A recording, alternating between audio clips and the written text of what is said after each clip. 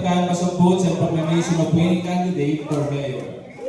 May 12, 2025 national, local, and barn parliamentary elections. May 12, 25. We, the undersigned members of the City Board of Canvassers, we hereby certify under oath that we have duly canvassed the votes cast in 1,584 caster precincts for the candidates wherein for mayor in the elections held on May 12, 2025.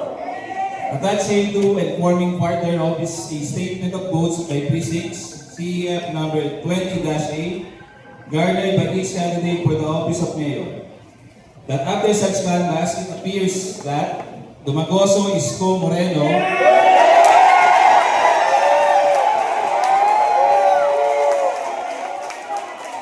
garnered 520,825 votes for the office of mayor, the same being the highest number of votes legally cast for said office. Yakati mo na lang!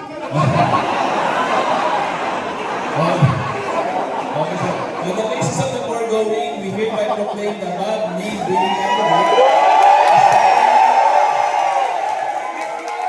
as the duly elected mayor of NCR, City of Manila, Province of NCR, Manila. In witness whereof, we have fixed our signatures and imprint our thumb marks in the City of Manila, Province of NCR, Manila on May 13, 2025, 8:50 p.m.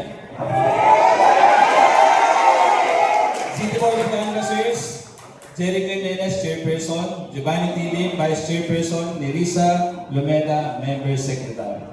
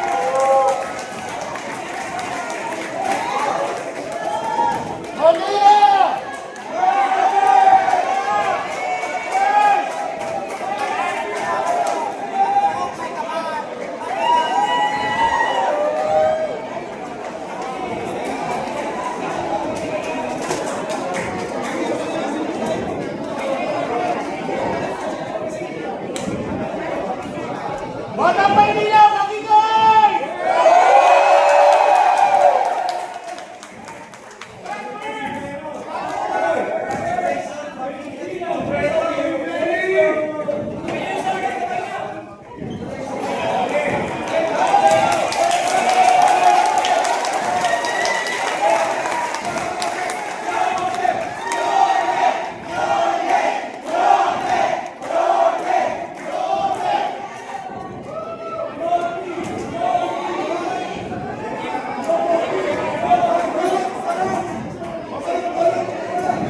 Thank you very much.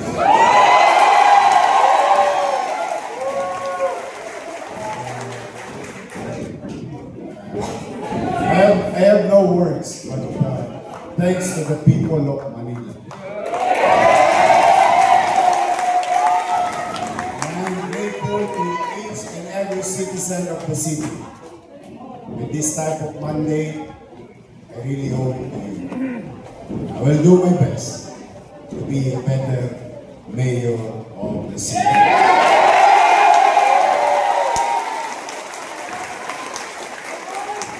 And lastly, kung naman, alam ko sa June 30 pa ako uupo, baka naman kung may visa pa yung salita ko ngayon. Upo na tayo bukas! Ito naman, mananawagan ako sa inyo. Let's start healing each other.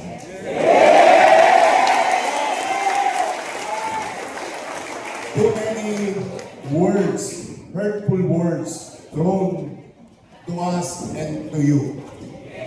I know. But sabi nga, let's be magnanimous in victory.